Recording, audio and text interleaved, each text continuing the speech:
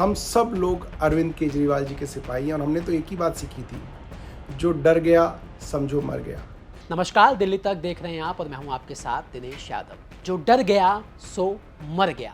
राघव चड्ढा को पद से हटाने के बाद जब राघव चड्ढा ने पहला वीडियो शेयर किया और उसमें जो उन्होंने कहा कि उन्हें चुप कराया गया है लेकिन वो हारे नहीं हैं। अब इसके जवाब में आम आदमी पार्टी के जो दिल्ली प्रदेश अध्यक्ष हैं सौरभ भारद्वाज, उन्होंने राघव चड्ढा को सीधा जवाब दिया है।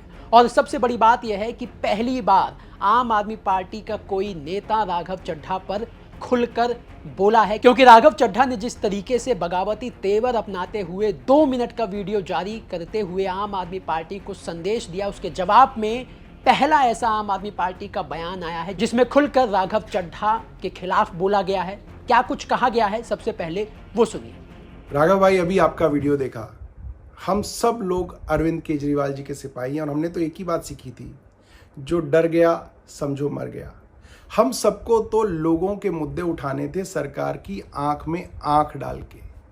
पिछले कुछ दिनों में हमने देखा, जो भी कोई सीरियस मुद्दे सरकार के खिलाफ उठाता है, सरकार से प्रश्न पूछता है, लोगों की बात करता है, सरकार डिक्टेटर की तरह उसको तमाम सोशल मीडिया पर बैन कर रही है। चाहे वो ट्विटर हो, चाहे वो फेसबुक हो, चाहे वो यूट्यूब हो, सब जगह बैन किया जा रहा है। FIR दर्ज कराई जा रही हैं, मुकदमे किए जा रहे हैं।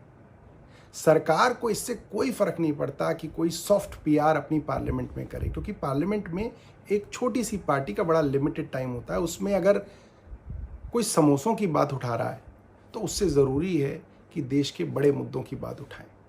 पूरे देश में हमने देखा, हर राज्य में चुनाव से पहले सही लोगों के वोट काटे जाते हैं और नकली और झूठे वोट बना के सरकार पूरी बेईमानी के साथ सिस्टम पे कब्जा करके चुनाव जीत रही है। वेस्ट बंगाल में भी यही हो रहा है। अभी सारे विपक्षी पार्टियों ने CEC को इम्पीच करने के लिए मोशन लाना चाहा, आपने उसको साइन करने से मना कर दिया। जब भी कोई मुद्दा हो जिसके ऊपर अपोजिशन वॉकआउट करती है, आप वॉकआउट नहीं करते हैं। पिछले कई अरसे से मैंने देखा, आपने कोई भी मुद्दा सदन में नहीं उठाया जिसमें आपने प्रधानमंत्री या भारतीय जनता पार्टी की सरकार से प्रश्न किया हो। ऐसे डर की राजनीति कैसे चलेगी? हम लोगों को पंजाब के मुद्दे उठाने हैं, जहां से आप चुन के आते हैं, आप वो मुद्दे भी उठाने से घबराते हैं। अभी गुजरात में पार्टी के करीब 160 कार्यकर्ताओं को झूठे मुकदमों के अंदर उनके ऊपर FIR दर्ज की गई, कईयों को गिरफ्तार किया गया, आप उस पर भी चुप रहे।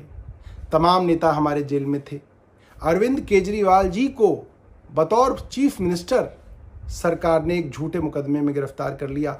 आप उस समय भी जो है देश में नहीं थे, आप कहीं जाके छिप गए।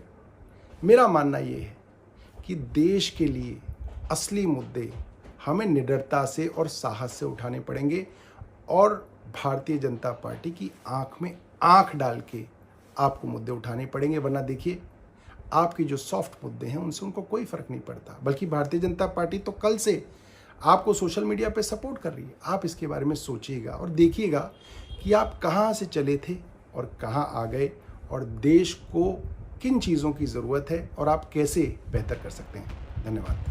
तो साफ तौर पर सौरभ भारद्वाज ने राघव चड्ढा को आड़े हाथों ले लिया, क्योंकि राघव चड्ढा ने अपने 2 मिनट के वीडियो में जिन मुद्दों को उठाने की बात कही, जिसे वो आम जनता से जुड़े हुए मुद्दे बता रहे थे, उसे सौरभ भारद्वाज ने सॉफ्ट PR बता दिया।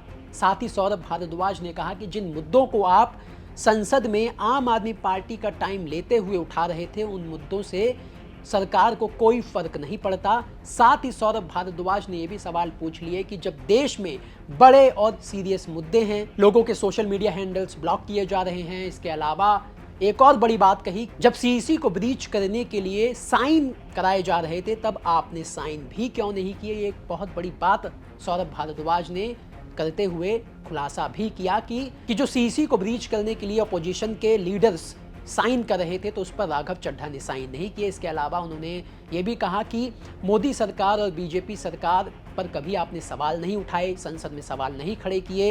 यहाँ तक कि पंजाब से, जहाँ से आप राज्यसभा के सांसद हैं, वहाँ का फंड रोका गया, वो मुद्दों को भी आपने नहीं उठाया। इसके अलावा तमाम मुद्दे सौरभ भारद्वाज ने अपनी इस वीडियो में सौरभ भारद्वाज को गिना दिए, जैसे आम आदमी पार्टी के कार्यकर्ताओं की गिरफ्तारी की गई गुजरात में, उसका मुद्दा आपने नहीं उठाया। और सबसे बड़ी बात उन्होंने कह दी कि जब पार्टी को सबसे ज़्यादा ज़रूरत थी तब आप जो है छिप कर बैठ गए। ये एक बहुत बड़ी बात कह दी, जो वजह बनी राघव चड्ढा और आम आदमी पार्टी के दूर होने की, वो यही बताई जा रही थी। यहीं से सिलसिला जो है दूरी का वो शुरू हुआ। तो कुल मिलाकर अब जो है आम आदमी पार्टी भी खुलकर राघव चड्ढा के खिलाफ बोलने लग गई और पहला बयान देकर सौरभ भारद्वाज ने इसकी शुरुआत कर दी है। अब देखना ये होगा कि आखिर ये जो राघव चड्ढा पर सियासी बवंडर एक बार फिर से शुरू हो गया है, जो सियासी बवंडर जो है फैल रहा है, ये रायता जो आम आदमी पार्टी के अंदर ही अब फैलने लगा है, ये आखिर कहां जाकर थमेगा। क्योंकि सौरभ भारद्वाज ने आखिर में ये कहा